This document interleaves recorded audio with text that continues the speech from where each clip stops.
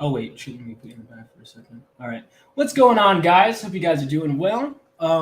Welcome to another episode. I know normally I do Sundays, but there was some scheduling stuff. Also, I just occasionally I'll do the weekly episode or the not Sunday episode, and that's the case here. So I have someone who's a young writer like myself. Actually, I met him at a con, and we talked and we were hanging out. It's cool. And then another con, I was like, what? It's him again? And then another con, like within a month or 2 months. It was crazy. Anyway, great guy, and I'm glad to have him on the show. He's got a great campaign going. I'm excited for this last issue. Uh, Ladies and gentlemen, Trevor Fernandes-Lenkiewicz. Is that how did I pronounce it? Yeah, dude, you killed it, man. I kind of did the research, actually. You're like the top 10 percentile, I think, man. Great stuff.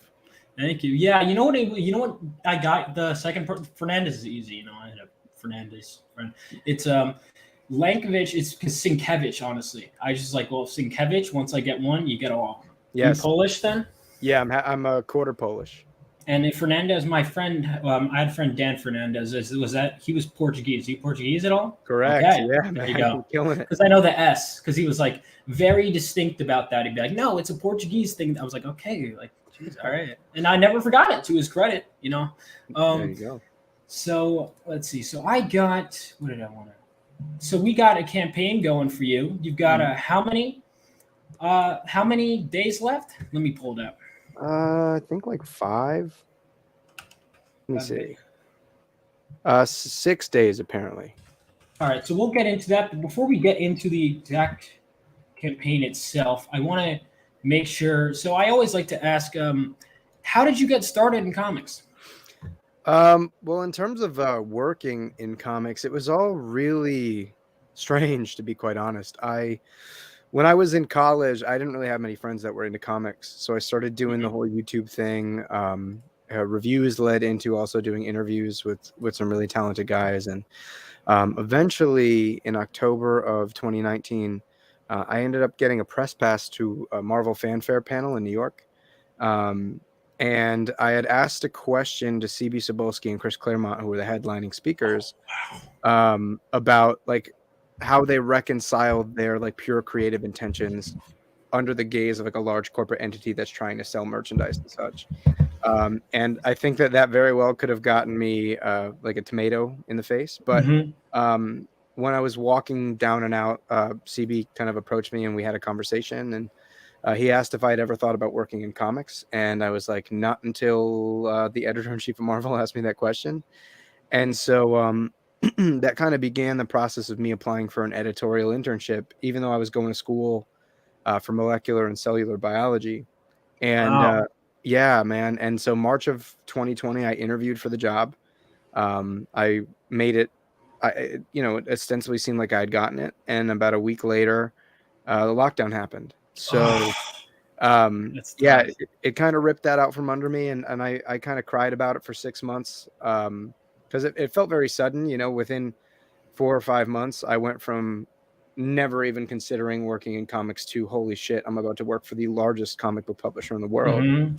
And I just came to a point where I didn't want to ask for permission to do what I wanted to do. We didn't know when the pandemic was over, and the virus kind of ate out my like 2 years of my early 20s. So I was like, I can't wait around. And so I launched the first issue of Area 51, the Helix Project, and published that first issue in January of 2021. And here we are wrapping up the series and moving on into bigger and better things. That's crazy. Yeah, that's a hell of a first impression. I think I started off doing YouTube videos too. I hit my 10-year anniversary recently. But the thing is, consistency, I learned, is everything. But it's those hard lessons you got to learn. It seems like you really kept at this stuff.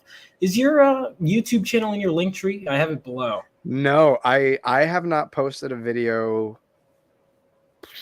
probably since would have been like August of 2021, maybe. That's not that bad. There was like 2 years I remember I took off videos, or maybe it was a year. I don't know. I would keep that. I remember I was talking to Jim Starlin actually. And he was telling me, I was like, what is some advice to your creators? He was like, build up YouTube in those platforms. And I was like, wow, that's because I guess it's so essential. I think of how many comics that's part of the reason I host this segment, other than that I like doing it, is it's so important. I think, like, even I remember before I bought my first graphic novel, which was Batman Hush. It was because I was like looking up the best Batman stories on YouTube and whatever. And I think that that's such an important thing. I see you're a Batman fan in the background. I can see the big letters sticking out Yeah, on the man. sea of comics. I do too. I mean, so what got you into reading comics? It was kind of another weird scenario, man. I didn't grow up reading comics. I was, I think, around 16 when I started. So usually, at the point where most people give it up to chase a little tail, I was like, nope, comics. Yeah, that's interesting. So I had like, I was at a friend's house, and he kind of lived out in the sticks. He lost power. And so basically by candlelight, we were reading like some of his dad's Batman comics. And I was like, oh my God, like this isn't geared toward kids like I had expected. And that led me into buying my first ever set of floppies. And it was a couple years after they had come out, but I bought Final Crisis. And I was kind of overwhelmed, but really intrigued by what was going on. Like, oh my God, Batman's dead. Superman is singing the villain to death. Wonder Woman has like this weird, like tribal mask on controlling her. And then the J.G. Jones artwork kind of wraps all that up into a beautiful looking bow. And I was just like, okay, this Grant Morrison guy just did Batman. So like an idiot, because I didn't know how trade paperbacks worked, I tracked down all of the floppies for Grant Morrison's Batman Wow. on eBay, and just like ran through it. And that's when that was like a major turning point for me, because I went to the comic book store. I was like, what do I do next? I like Batman. I just read this Grant Morrison Batman stuff. What do I do? And the guy at my LCS was like, have you heard of this thing called the Court of Owls? And I remember buying that first trade paperback. I read it in a day and reread it again. And I went back like 2 days later to buy volume 2. Same situation, probably read it even faster. And eventually I go back. I was like, where's the rest? They're like, well, the next trade paperback comes out in hardcover. And at the time I was like a broke 16, 17-year-old kid. So that extra $8 for the hardcover as opposed to the trade really busted my balls. But I did it anyways. And then once I got to the end of that, I was just like, now what do I do? And they were like, well, if you want to keep reading, you're going to have to like come by every month and pick up a copy. So luckily, they had a couple of back issues, and that's all she wrote, man. Like that Batman run, Scott Snyder, Greg Capullo, Jonathan Glapion, is probably responsible for me getting into comics in the way that I did. And reading Batman titles bled into reading more DC, and that bled into reading Marvel. And then eventually, now I'm at a point where indie takes up probably 70 to 75% of my pull list. So yeah, an interesting little ride it's been. Yeah. I've had similar. I remember actually I was getting into comics probably around the same time you were. I was God, it was 2011, because it was like after the Christmas after Arkham City came out. I remember specifically. It was like, all right, I want to start reading Batman. It was because I'm sure you played the Arkham games, right? And I do remember I read parts of Snyder's Run, but I never read the whole thing. I never really read that many comics as they were coming out. It was really weird. I would sometimes, like I read Zero Year. I remember really liking that. But yeah, I mean, it's just that's a pretty good trajectory that you went on. I mean, you went straight from this. We both got Batman is like the gateway drug to comics, I think. Oh yeah, dude. Like I mean, I grew up watching the animated series reruns and Batman Beyond and the Dwayne McDuffie Justice League cartoon. I mean, that stuff is just like baked into my soul. Oh yeah. And then it really, and that like Batman, okay, like movies, maybe even movies, they bring publicity to the comics. You can argue whatever, but it's just everything brings you here and then to the indie scene. So how'd you get more into the indie scene? Obviously, as a creator, it's easy, but like as a fan, because I started getting into the indie scene a couple years ago too, and just meeting creators at cons and appreciation. Yeah. Well, I mean, again, like Scott Snyder was my gateway drug. Like in the middle of Batman, he came out with Witches. And I had seen the familiar name Jock, because like while I was reading New 52 stuff, I went back, read the Black Mirror, and kind of recognized those two names, and I was like, oh, that sounds interesting. So Witches was like my first indie title I ever picked up, And then once I started doing reviews, I was getting really frustrated with the big two. Like I Mhm. felt like I was making like negative review or like lukewarm review after lukewarm review. And eventually I started like seeking out other books with the names of creators that I had enjoyed on big two projects, and that led me to picking up Image titles, and then that bled into Dark Horse, and boom, kind of had that explosion with Something is Killing the Children and such. Mhm.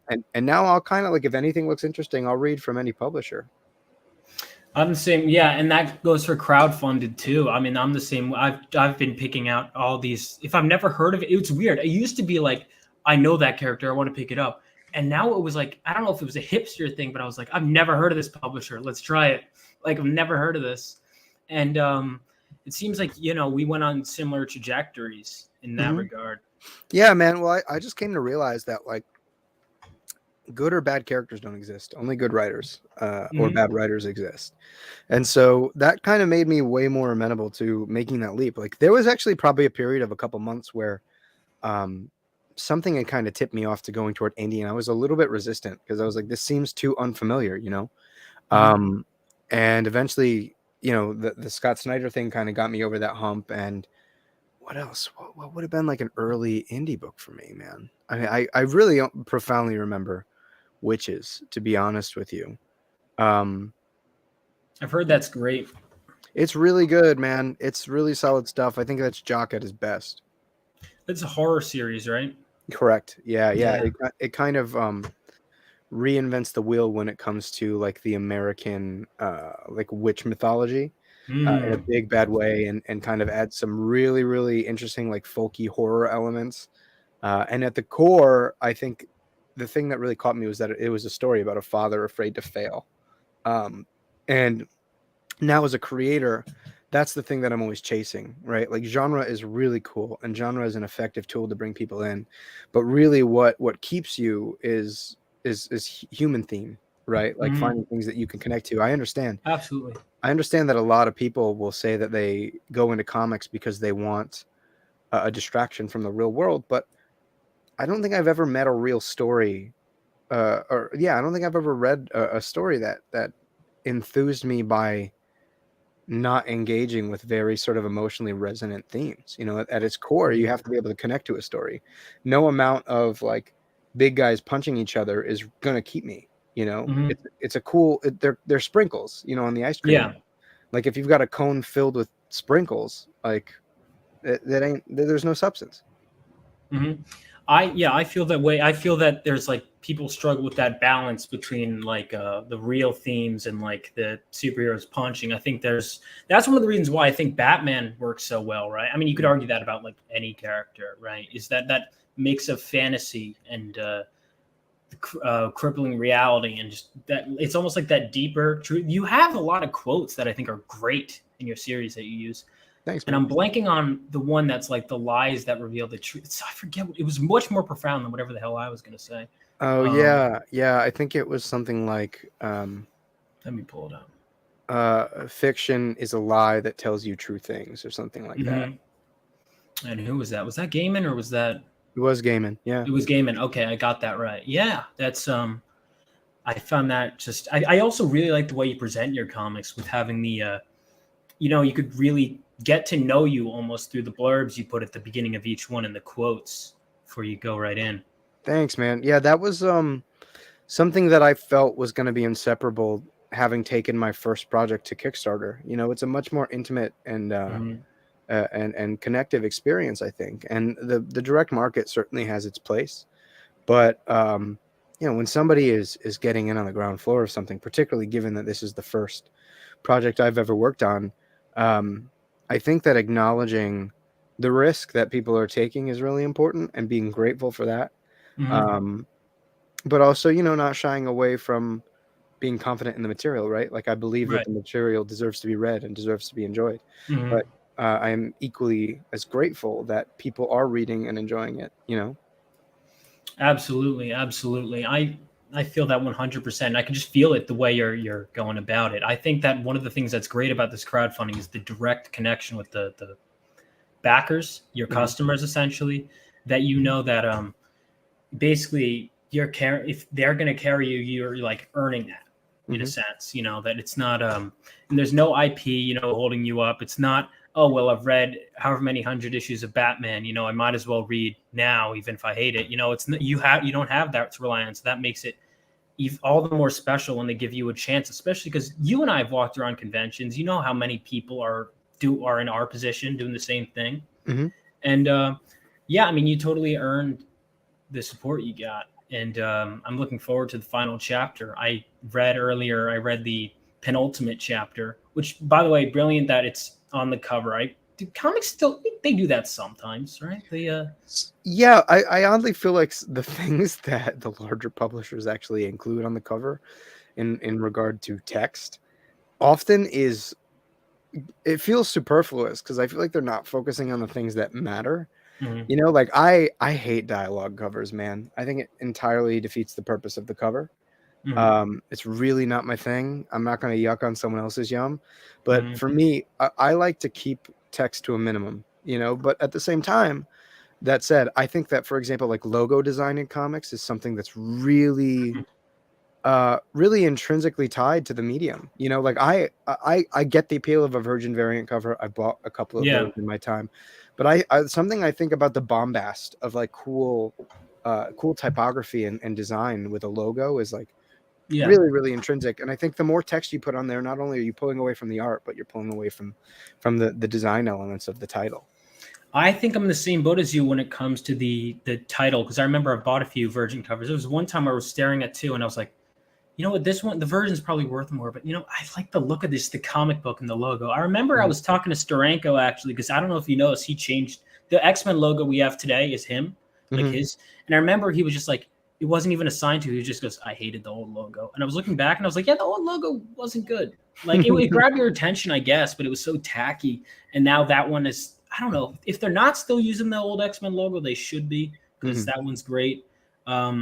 But yeah, I mean, a logo, all that stuff, I'm really, the more comics you read, the more you get the impact of a cover. I do think there are some dialogue covers. Most of them I agree are tacky, but there are some, like I was going through some Frank Miller Daredevil covers the other day, and Mhm. there's one that's just like all white background, and he's just banging on his head, and he's like, stop, make it stop. That one Yeah. I think is like an exception. Yeah, I think when you certainly, I mean, there are mitigating Mhm. circumstances to every argument, I think. Right, absolutely. And when you look at the ones that do work, it's because the text is so minimal Mhm. and it kind of punctuates something about the cover. Where I get really lost is when you have an entire like 20 word Mhm. balloon on the cover. It's Oh just yeah. like it's too distracting. It pulls away. And I think that like the cover is a unique opportunity to begin the storytelling. You know, Oh, I, I agree. I'm always very, very particular about the cover designs, and how I basically want every single cover to be someone's lens into what they're about to read, on a sort of metaphorical level, right? Like if you look at the cover we used for the thumbnail for this interview, Mhm. uh, you know, that was a cover about growth through death, like needing to Right. let a part of yourself die in order to grow. Mhm. And there are so many different layers that kind of pull back to that idea and the idea that this character has struggled with a sense of identity throughout the course of the story. And I think, when you flood it with too much text or too many, sort of distracting graphic elements, you really pull away from what the cover is going to be capable of in a narrative sense. I totally agree. Sorry, I'm just trying to pull that up actually because I agree and I like that you all of your covers, all of them, even the variant covers, and I have a I get the appeal of variant covers. I always have like mixed thoughts on them, but like all your variant covers also all work and serve as a story and are unique. Like there were times when I was scrolling through what you sent me, and I'm just like staring at the variant covers because they just you could just tell. Like even I was looking at some of the notes you did in the what was it, a director's cut of the Mhm. first, because I'm coming from the film world, so I appreciated that. You get the understanding of composition, and I also, one thing I learned about you is that unlike a lot of writers, like you can really draw. Like I'm surprised. Why did you choose not to be an artist? Why did you choose to? I think that sequential art is a totally different skill from being able to Mhm. do pinups. Oh right. Um, And I can do a decent pinup. And sometimes I will kind of play around and do some like loose layout stuff for the artist if I have a very specific idea. But I think that to truly be great at that, I would have to devote a lot more time to it. Mhm. And as great as that would be in terms of like the cost analysis of producing a book, um, I I don't think, because I'm not that I'm a perfectionist, but I am very critical, and I just don't think I'm at the level to do it in a satisfying way that services the story, and that services the characters. So, I've been very fortunate to work with incredibly talented people. Like the gentleman I have working with me on the interiors for these last two issues, and he did covers for the last three. I mean, he's a powerhouse. And what's great about that relationship is not only uh, does he just know how to draw something that's aesthetically beautiful, but he understands the emotionality. He understands the Mhm. intention behind what the text is trying to get at. And I think that despite being incredibly difficult to collaborate with so many different pieces when it Mhm. comes to the artistic development of a project, I think that if you do it well, you end up making something that's far greater than the sum of its parts. Mhm. So, I mean, certainly coming up and learning how to do this thing, right? Learning how to like create this enterprise creatively, starting with this series. We've had a lot of challenges, and but at the end of the day, they're challenges that eventually directed us toward where we are now. And I think now you wrap up at the end of the series, and while it still feels like the same writer and the same sort of direction, I think that there is a maturity to the craft that you can see kind of develop over the course of those 6 issues, and I'm very, Mhm. very proud of that. I think so too. I think even I do think it's very good from the beginning, but I feel like your craft as a writer, gets better as you Thank you. go. I I appreciate that, think man. like even then I've written 10, what was 11 issues, then I'm condensing it. It's probably going to be more like 8. Just because of how I'm doing things. And I feel like by the time I'm like flowing through the story, because the beginning is the hard part. I find the beginning is building up that foundation to get to what you actually want to write. Hmm. But then once you're there, sometimes do you ever get that thing where you go back and you're like, nah, I don't, you know. Yeah, yeah, absolutely. I mean, and there, with every issue, I've been very proud at how I'm proud of where we started. I felt like I had a very low floor for my first thing because I had never written anything Mhm. before I wrote that first issue. Oh wow. And that version of me is very young and very green, but I think that the bar was set pretty high. And Mhm. so with every progressive issue, I was always very concentrated on looking back and seeing where I feel like I could have improved, whether it was kind of regarding that issue's overall contribution to the larger picture, whether it was that issue's function as this particular piece of the story, right? Part two, part three, part four, part five, and thinking about how I took advantage of the narrative position of each issue to mature the story. Um, and I think that's really important. I think that if you very rarely in an artistic career should we be able to look back on something and say this was 100% perfect. Mhm. Obviously, Oh like, yeah. be proud of what you did, if you feel like you created something great, but always look for what you can improve on, Mhm. and that level of confidence kind of brought me into, so in between, so after the Helix project, I'm doing a collection of short stories, but after that I have a 12 issue series. And I think that those first 2.5 issues that I've written of that next series are the best thing I've ever written. Mhm. And it's because I learned from the mistakes that I feel like I made in those first couple of issues. And I know how to reappropriate what I did well and combine that with things that I've learned along the way. Mhm. So the goal for me is to always set a new floor, uh, that I can kind of, well, not that I want to ever lean back on. I always want to reach for the top, but it's always about raising that bar, I think. Absolutely. I think, and I look forward to everything else you write. So this next series, is it in any way related to Helix Project or not? No, not at all. To be honest with you, when it came to this project, I really wanted to prove to myself that I could write a sturdy beginning, middle, and end. Hmm. Because even some of the greatest writers in the industry, I think, lose sight on ending their story. Oh, or they And just can't. right, exactly. And another part of it is that, like, we work in a periodical medium. If a book sells, given the relatively like low financial gross of comics, like, people want to make that money. People want to be able to Hmm. pay their Oh, bills. absolutely. and they'll extend something far beyond its lifespan. Mhm. So I've gotten asked, would I do something in this space? Would I play with these characters again? And my default answer is always, I would if I came up with an idea that was better than what I did the first time. Because otherwise, I see absolutely no That's a reason. perfect answer. Yeah, I see absolutely no reason to deprive this ending of the weight that it has. So yeah, I think there are little teases. I think little Easter eggs to other things. Like issue 4 actually announces the title of my next full series. Oh, all right. I'm gonna have to go back. Yeah. So there are If you little guys haven't read it, go buy it. You should, man. Yeah. Kickstarter, link in bio. I'm sure link in the chat as well. But yeah, like that. So that's fun. Like I enjoy those little Easter eggs. But I also don't want to fall into the pit of focusing too much on a universe as opposed to story. I Mhm. think a lot of indie talent, they sell themselves on building this massive universe, and the Mhm. stories suffer, the characters suffer. Oh yeah. And at the end of the day, You tie characters. yourself up too because you're like, I can't use him because they're over there and the world. Yeah. That's one thing I'm struggling with is building my own world. I'm like, okay, let me just write like a plan as if I'm only writing one book, and if anything else happens, Then it happens. there are other characters that are in the universe. It's kind of like that. Yeah, man, and I think that's valid, equally valid. I think, for me, my taste as a writer is always appealing to character because Mhm. Oh, I'm the same way. I don't think story really matters if you aren't invested or connected with the characters. Mm-hmm. And so I think a lot of times young indie writers tend to flock a little bit too much to the larger scale Mm-hmm. without satisfying the characters or the story. It becomes kind of Tolkien-esque, where like sometimes and not that everybody's going to be able to world build to the degree of Tolkien, Yeah. but I don't think it's any secret that the story in Lord of the Rings is a little bit more basic because Tolkien is so much more focused on building this The world. lush world with several different layers of civilization and society and Mm-hmm. language.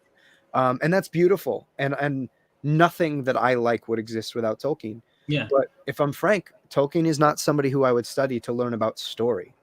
That's perfectly understandable. It's also one of the things, and you touched on this, and I completely agree. I think it was James Cameron. I mean, it's not like he's the only one that said this, but I am fully in the boat that characters are by far not even close to the most important part of any story.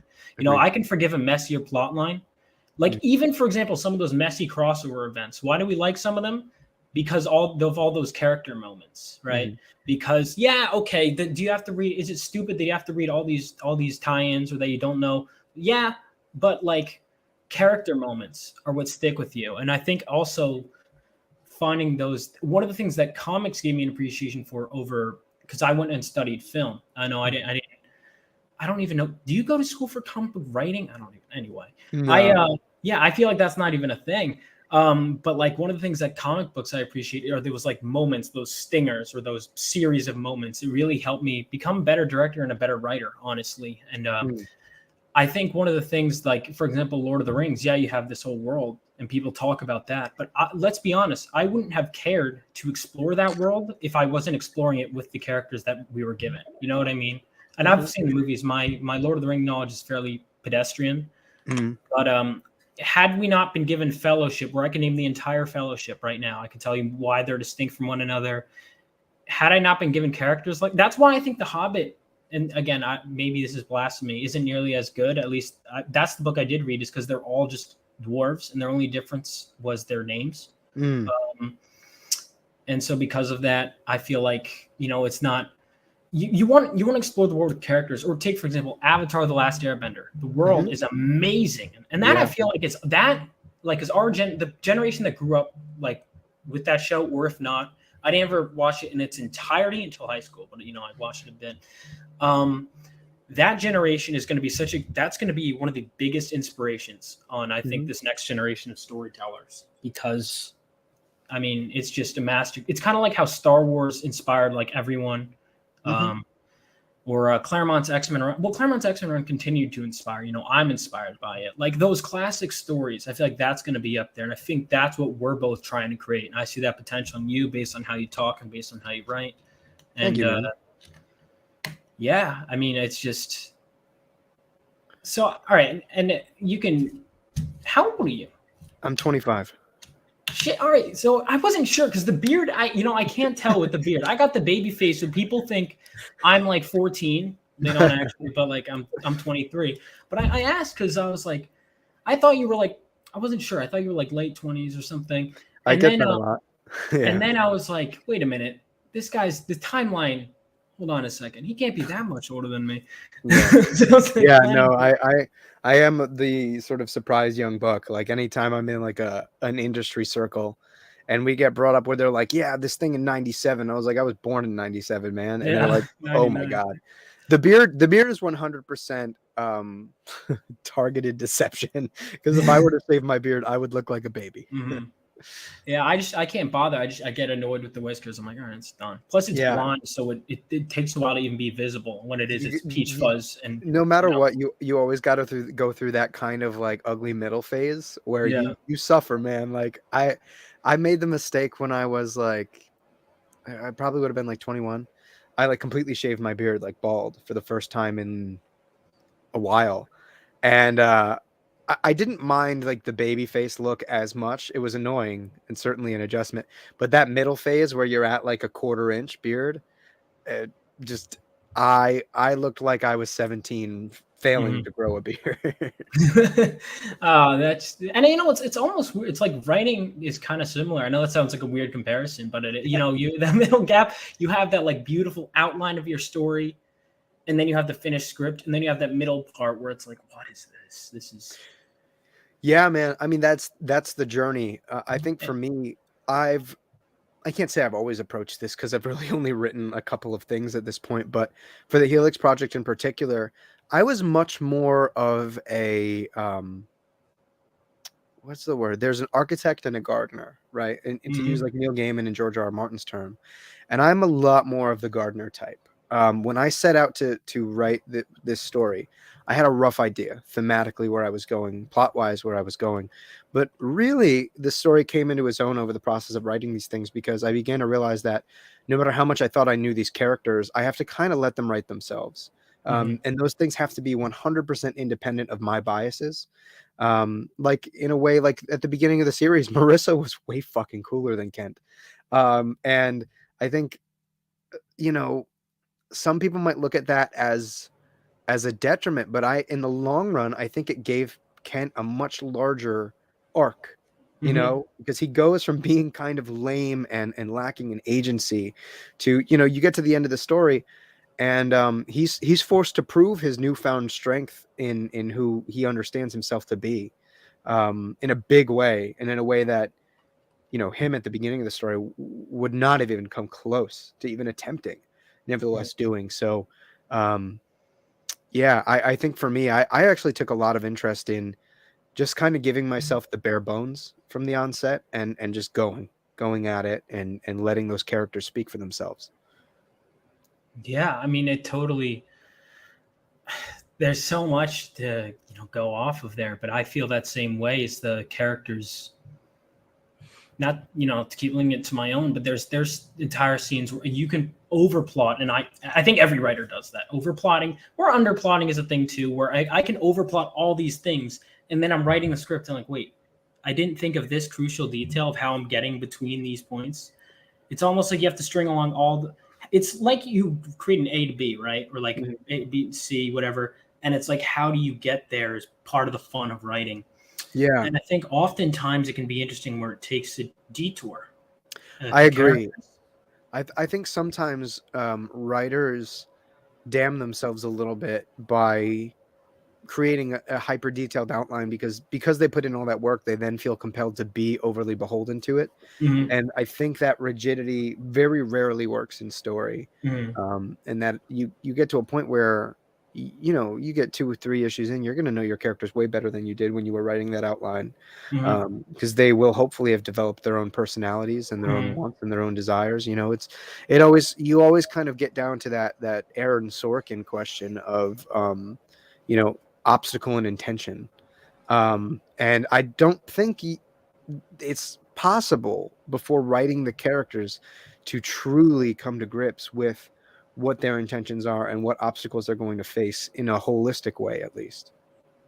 Man, I could talk. I mean, this is just a lot of what you're saying is exactly how I feel when I write, and it's just gives me all the more excitement to get to this issue 6. So I do want to pull up the campaign for a bit and just make sure to check this out. So wait, because the last time I saw you, you had 4 issues out. Was the campaign live last time I met you? Terrificon was when I first met you. Or not last time, first time I met you. Yeah, I think I was probably where were we? I think we had just wrapped issue 5. I think that's where we were at, because I remember at Terrificon this past year I had my new banner, which had the cover to issue 5 on it. And that's the thing, is that we ended up getting ahead because I was really kind of afraid of launching around the holidays without being able to promise that people could have the book for the winter holiday. So we ended up pushing this campaign back to the beginning of this year. So yeah, at that point, I think I probably would have wrapped issue 5. And I was in between that campaign and this one. That's dope. Yeah, man. I mean, I remember when we met, for context, because I just never even, where were we at? The Bobby's Burger Palace, right? I remember. Yeah. And I was, because you could tell the con people right away, Yeah. I think I was wearing a Punisher shirt or something. I forget if it was one of you guys. Someone was wearing something Punisher related, because we just started talking. And then I was like, oh, I'm going to meet up with and then, of course, he took forever. But I was like, oh, I'm going to go meet up with Billy Tucci. And we're like, okay. And then he was, I don't know, with his family, which is a valid excuse. But, I'll rip on him anyway because he's my friend. We just started talking comics. And I was like, oh, this guy's a creator too. And I'm amazed at how quickly you're able to put these issues out. I mean, it was because Kickstarters and Indiegogos, depending on who you ask, like, they could take. It also depends on, like, how far in when they start funding. Because I understand sometimes people really only have the bare bones. They need to fund the rest. I don't know, how you go about it, but you get these done fast, man. You get these done really fast. I appreciate that, because I feel like I've fallen a little bit behind where I wanted to be. Because, like I mentioned, there are so many different working parts in making a comic. And, some of those things were detrimental in the moment, but I think for the long term gave me a lot better it gave me the ability of discernment in a big bad way that I did not have before. So yeah, I mean, ideally I would have liked to have finished this series inside of like a year and a half, and ended up taking 2. But yeah, I mean, now, luckily I've kind of built up that audience, and I've done enough Kickstarter campaigns where I can begin to like stagger kind of unrelated projects, right? Like my ambition now is, around the time I'm fulfilling issue 6, is to launch that collection of short stories, right? Because I've now built up the reputation of fulfilling campaigns on time and being honest. And so now that'll put me in a situation where hopefully I'll be able to open the floodgates and not only kind of gather the capital to keep up speed, but just kind of put myself in a position where I can distribute at a faster rate as well. You're killing it. I mean, again, you're when did you start? 2021? Yeah. Dude, and you're 6. I mean, that's incredible. That's like, for an indie project to get 6 issues out. I'm going to have to bother you for advice. I'm just letting you know right out the gate, that's going to happen. Of course, man. All my indie friends are used to it, But you've got, so let's take a look at these campaigns. So you've got the digital. That's always I know a lot of campaigns don't do the digital, but I think it's great. And another advantage the indies have is that there was, who was I talking to about it? I think Rob Hunter was talking about how, like, the indies, because of some store thing or whatever, like, and I remember the Comixology was always the same price for the digital. And I was like, what's the point? You can't get the digital signed. You can't, there's a reason why you have to pay $5 for the physical. It's kind of like Nintendo did that too with the eShop, where, like, the eShop, I'm not sure how many games you are, but the eShop, it was like there was a policy where if a game is $60 or whatever, that the eShop has to match that.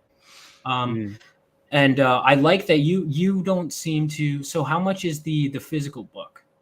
$7, man. It's dirt cheap, and it's good. It's printed on some of the best paper stocking comics. My goal for this first project is just to prove to people that not only am I trying to sell a creative project, but I want to deliver value. In this 6th issue, man, that A cover for $7 is, because we broke 10K, is a wraparound cover now. Ooh, that's the A cover? Yeah. So Sam is working diligently on working out that making sure that back cover has a little bit of symbiosis with that the front. Yeah, man, I believe in delivering value. I think that comics are sometimes all too willing to really screw over their readership, and I think in a world Oh where yeah. I think in a world where we're in a niche market, like you got to take care of your people. Like I understand you got to pay the bills, right? Because if you Oh don't pay yeah. the bills, you can't make more material. Mhm. But I wanted to deliver value, and I think that that's what we've set out to do. I mean, we're selling books at, I mean, a 50% markdown from most other crowdfunded titles, Oh yeah. and still delivering quality. I think both in the content and in the physical production.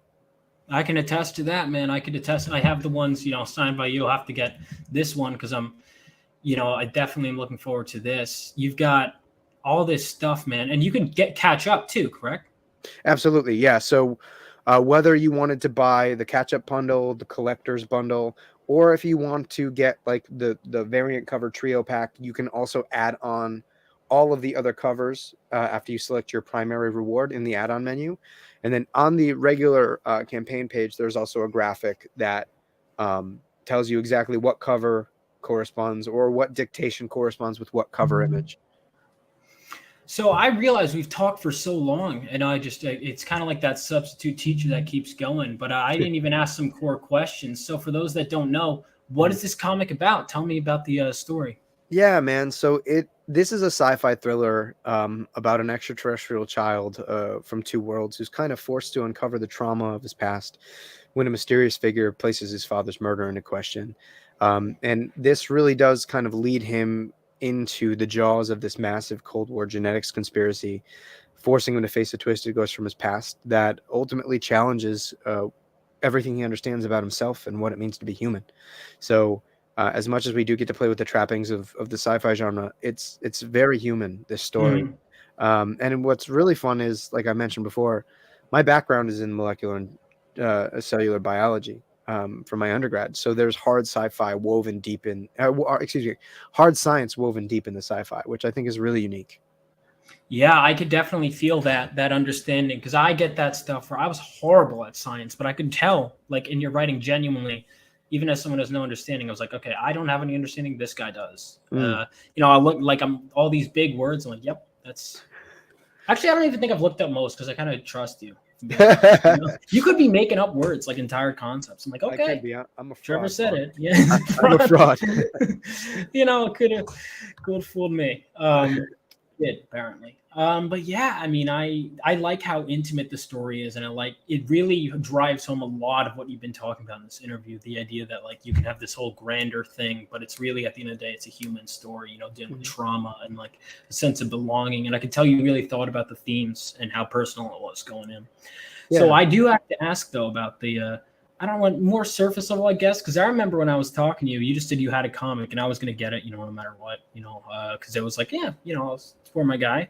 And then I was like, oh shit, I don't even know if I remember saying this to you, but I was like, oh, this is Aliens, Area 51, because I'll be honest, I don't think I've said this on my channel. I'm a big Aliens nut job. Like I'm totally into that stuff. Are you into that at all, or is it just a story idea? No, I mean, I ended up doing a lot of research into like the Bob Lazar story and his experiences with S4.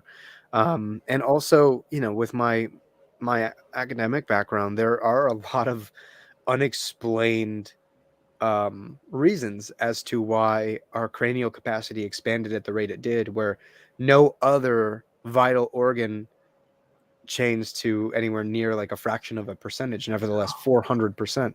So there is like kind of conjecture in the more theoretical angles of evolutionary biology that we were to some degree impacted by some type of extraterrestrial life, which I understand, like some people would throw that in the drain, but those are also the types of people that make science about pretension as opposed to discovery. So I think it's very possible that our biologies were directly impacted by some type of extraterrestrial force. Wow. See, I didn't even think of that's more ammunition for my thank you for that. That was wow. Yeah. I mean, even from I understand the urge to be like, nah, this is all crazy, but it's also like, and my counter argument is, okay, is there any rational way? If let's say everything was, I don't think every theory is true. There's no way. especially because they like have most of them contradict each other. But like, if a lot of this, even a fraction of it was true, is there any rational way to explain to someone who has completely doesn't believe in aliens? Is there any rational way, yeah, no, there were aliens, the government's covering it up. There's no, you know what I mean? Like, it's just, if you don't believe it, but yeah, I'm in that when it comes to this, and I think it's a really fascinating story. It's very human. So it's not exactly the kind of the stuff like you won't, if you're not into UFO stuff, it doesn't matter. You can totally get on board with this. And if you are into UFO stuff, you'll pick up on some of the terminology in here. Is one of the things I noticed. Also, Kent, after the aliens, that's right. Like, I'm not, yeah. That's what I thought. Naming him Kent, I was pretty smart. Is his name Kent Clark? No, Kent Armstrong. No, I'm kidding. Oh, right. I didn't even put. Wow, I didn't even put. I can't. I'm really disappointed with myself. I told myself right. I didn't put it together. I'm sorry. No, it's okay, man. Not sure if you want to. We could refresh the page, maybe show people some of the artwork. Oh yeah. Oh, do I have to? Yeah. Let's see if we got any. If we didn't, this is gonna stay up. Now, why is my internet doing this to me? Okay, well, it'll refresh. What's the deal with? I don't know why. Yeah, I don't know. I can maybe do it on my end if you want. I have my sure, and I have the Google Doc. This is unbelievable. It's gonna do this now. I have some of the. Is it in the art you sent me, or do you? I have the Google Drive you sent me. There's some, but I figure I could kind of help navigate the Kickstarter page. Okay, sure. Thank you. I'm sorry about that, guys. No, it's okay, man.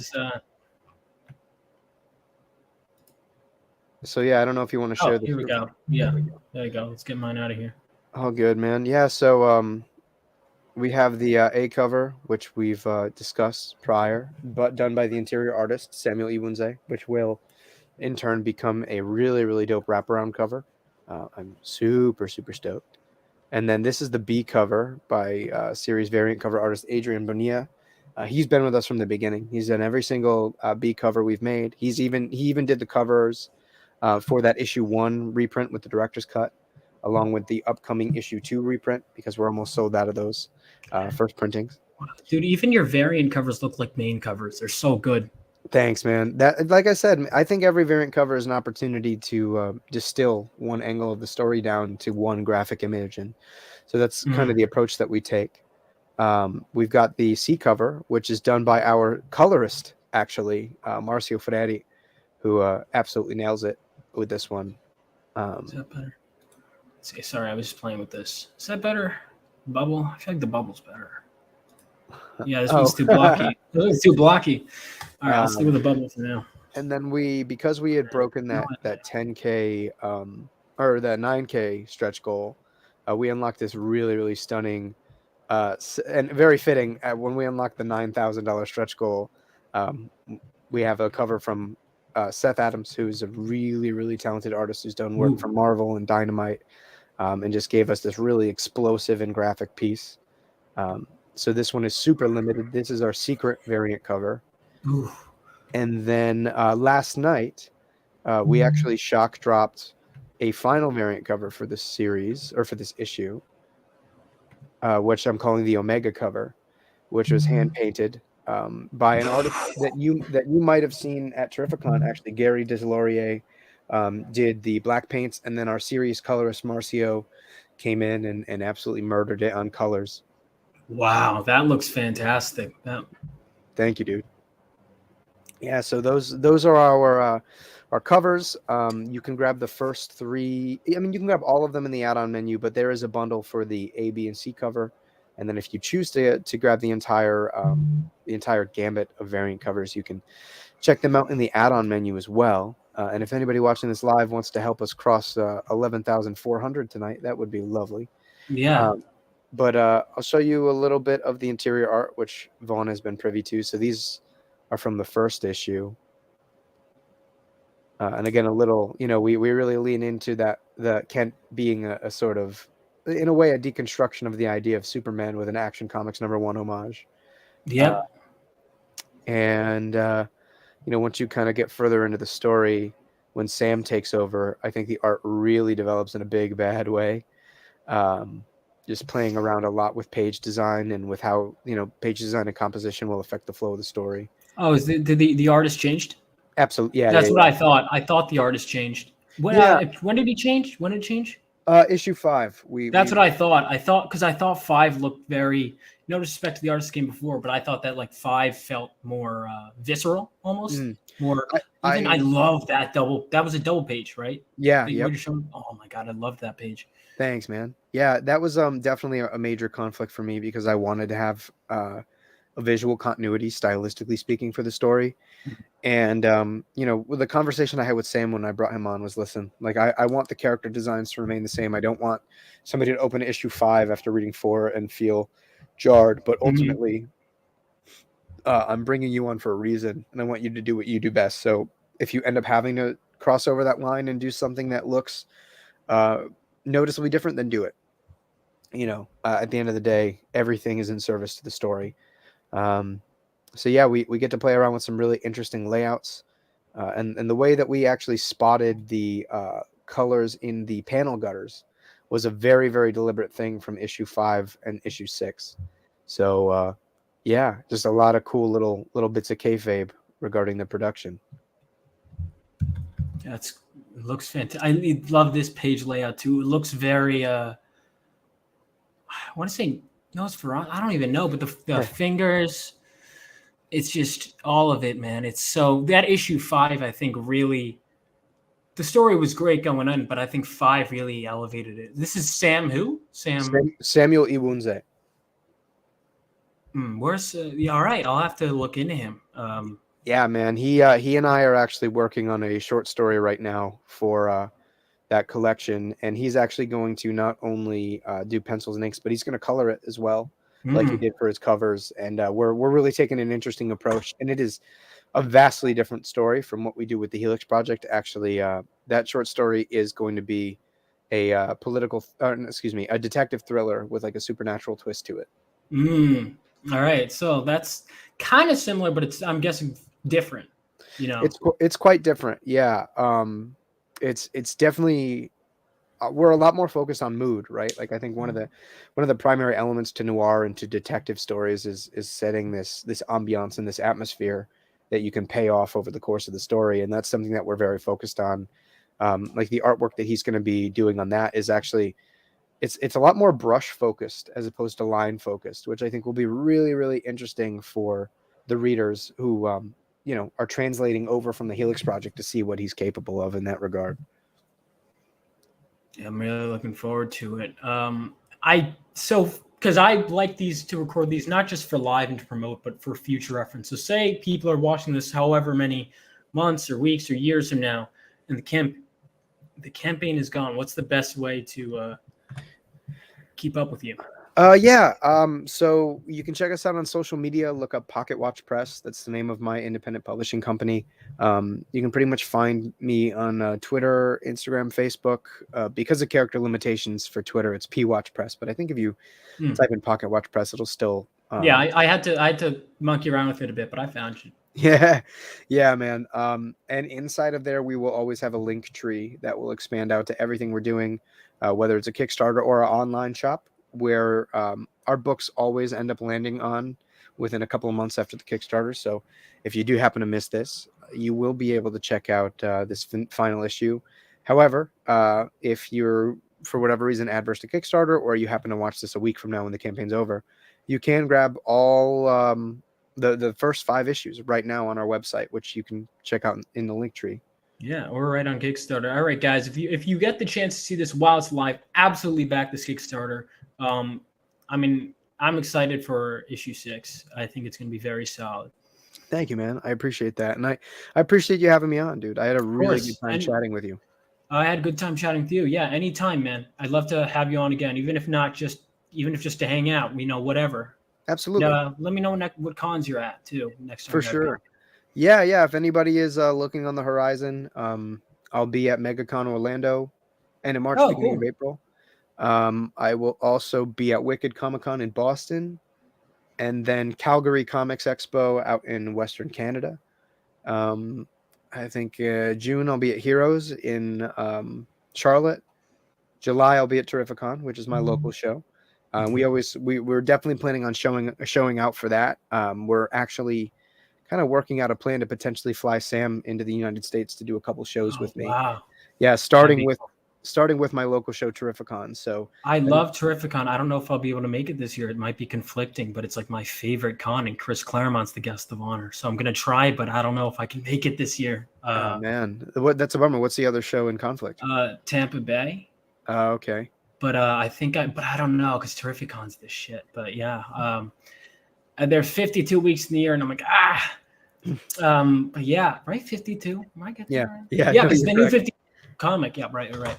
Anyway, this art looks great, and make sure to check out Trevor's stuff. Thanks, man. Appreciate it. Yeah, definitely give it a look. Hop on this Kickstarter. A lot of really great rewards. As we've said, you really cannot find a higher quality printed comic for this price anywhere. No, you can't. In crowdfunding. And this is probably the last time where I'm going to be able to offer books at this price. So get on that while you can. Grab these first prints and hop in on this story. All right, guys. Trevor, thanks so much for coming on, man. It's been a blast having you. And everyone, make sure you check out where Trevor is going, and follow him on his socials. And I'll see you guys. So next week I have not next week. So I doubled up last week, and then I had Trevor on because I am going to be at a convention this week, and I'm going to be at Pensacon in Pensacola, Florida, working at Michael Golden's table with Renee Witterstater and all of them. So make sure you pop by if you guys see me. And next week we have a guest. Let me see if I can get this thumbnail going. See, the thumbnails are going to be a pain. Give me a second with this. Okay. Yeah. You know what? I'll post about it. But I have a friend of mine. Her name's Amy Ija, I think is how you pronounce her Instagram handle and Twitter and whatnot. But Amy Mackin, she's an artist, like just kind of, just doodles. And she does TikTok and all in streaming and all of that. And I'm going to have her on next Sunday. So be sure to tune in for that. Follow my socials. I'll schedule the stream after this. And I'll see you guys next time.